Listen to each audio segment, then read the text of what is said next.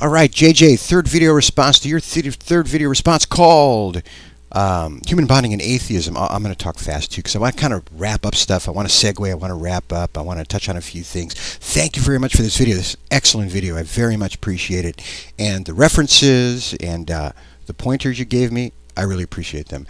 I was thinking I would bring out, I would make a prop, basically a theatrical prop for you, a big compass basically with a needle called the God detector. But it wouldn't work because it would have to point in every direction or no direction at all, as they say. But it would be great to have a little God detector, kind of like a Geiger counter. Maybe would be better, huh? Okay, that's enough. Boom. Sometimes the absurd takes me over. Tyranny, just as a segue. I think it's useful to ask, what does tyranny want, and also what will tyranny not tolerate? And they're actually kind of the same. It wants conformity. Tyranny wants conformity. It doesn't like living on the edge, as you'd mentioned. I like to live that way too. And you mentioned Oscar Wilde. I'm glad you did. An incredibly witty individual, man. Incredible human being too. I visited his grave in the cemetery in Paris. There's all kinds of, there's a monument there, and all kinds of kisses and lipstick all over it, and love notes, and very fascinating. But in any event, yeah, tyranny does not want that. Tyranny wants conformity. It wants predictability. It wants everybody to behave predictably, and it wants obedience. Not just a healthy obedience, as we would say, obey a good law. It wants blind obedience. Doesn't want us to exercise our thought and our knowledge and to live that way. When we live that way, analyzing things, comparing things, using our reason, using our knowledge, as you explain, that's my definition of free thinking, really. Because for me, the concept of free thinking is not anti-theism. It's not atheism. It's related, and the two are tied, but they're also independent things. So for me, being a free thinker also means keeping the open mind to all these things, which I explained before, so I won't repeat it again. But yeah, so these are the things that tyranny. Now, standing up to tyranny, of course, requires great strength and bravery. So we should all laud everybody that way. Freedom. We talked a bit about freedom as people being free to take an action so long as they don't infringe on the rights of other people. And when people do infringe, act as they wish to act, and infringe upon the rights of others, or do so at others' expense, or cause suffering to others, that this really tends to go towards what a definition of, I think, of a useful definition of criminality. It's exploitative, basically. Your idea of flourishing, I agree with your definition of flourishing, sort of an inner flourishing, intellectual flourishing, spiritual flourishing, as opposed to simply a materialistic flourishing. And I'm wondering, actually, you made me think, I wonder if every civilization, when it's on the verge of starting to decay, whether there's this last final explosion of grandiose architecture. It would make sense. I mean, grand architecture can be very vain. It could be in the service to human vanity. So I'm wondering if someone would do a study of the fall of civilizations and the climax of their architecture. That would be very, very interesting. Freedom alone as not being enough. I mean, I kind of think there's a couple ideas. One is, if you give people a healthy degree of freedom that is non-exploitative of others, whatever the word is, that they will naturally, things will evolve in a good way. Versus actually adding positive attributes, things with being, things like the virtues. Whether that needs to be added into the mix, and demonstrated. And I'm thinking now of, I'm tying this into your description of the Hadith, and here we have Muhammad as a role model who is demonstrating the virtues. I thank you for your explanation of the sort of the anatomy of the Hadith, how they're categorized. That's very interesting, very helpful. Very curious, but I could see the incredible value of a demonstration of virtues.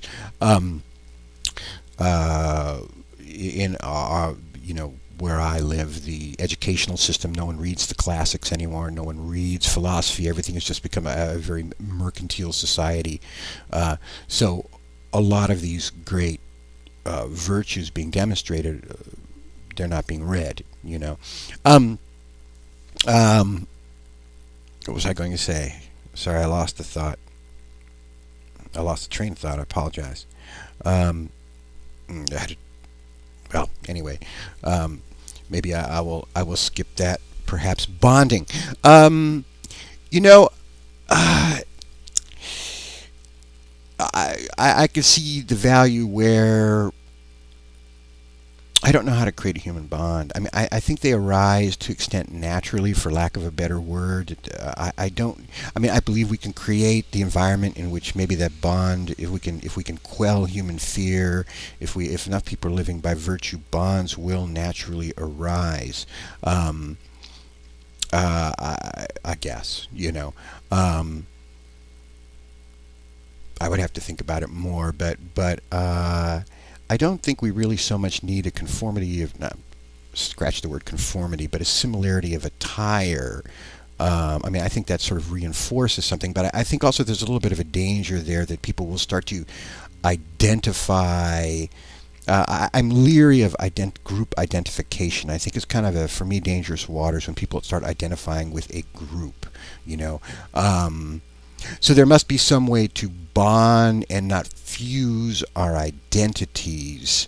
Um, Perhaps what it comes from is just a respect of the equality of others. So you gave an example of ants attacking another kind of anthill, and that we have to basically, humans have to somehow bridle ourselves. I do think animals have rational thought, not maybe in the degree that we do, but I mean, I really haven't been able to find anything that humans have that animals don't. I mean, mercy is a good example, though, of something I'll have to think more about. I mean, I know my cat certainly doesn't show mercy to the mouse. I mean, it's a loving, wonderful little mammal, and it's all full and sweet, and then it'll turn around and it'll torment a mouse and play with it to death. So, I don't know. I'll have to think more about mercy, and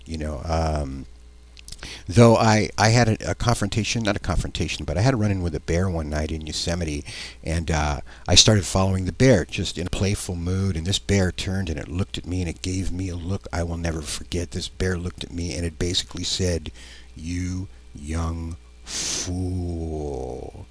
But there was a moment of mercy there that the bear showed me, because it could have killed me, man, but it didn't. It just taught me a lesson in wisdom, and basically showed me mercy, a kind of mercy, not a sort of a creative mercy or a bestowing mercy. It spared my life because I could have died like a fool. That's a limited form of mercy. What else? Tyranny. Going back to tyranny. Tyranny, I don't think it likes creativity, because creativity is unpredictable. It comes up with new things, and of course, that's tyranny likes predictability. So I know I keep floating back and forth between topics, but I can't help it. I'm trying to sort of tie things together in various different ways and sort of bridge ideas. So I'm going to kind of flip around back and forth. 'Cause I think it's a valuable question to ask. What will tyranny not tolerate, and what does tyranny want? Because we can also study our own behavior for those weaknesses. Kind of use them as a sort of a guide. Again, it's a negative type of guide in a way. It's not. It just says, what?